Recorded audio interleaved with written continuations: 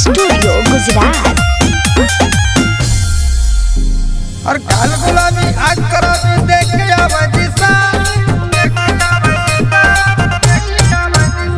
और काल गुलाबी आग कराबी देख के आवाज़ सा शौरों में हुर लगे तू सुन ले रे मोनिका, शौरों में हुर लगे तू सुन ले रे मोनिका।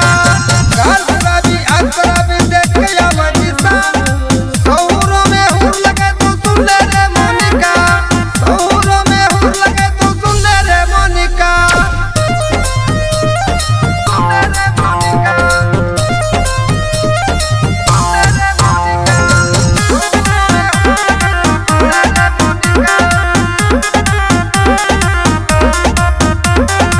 यमती से तू तुम में आई है कुदरत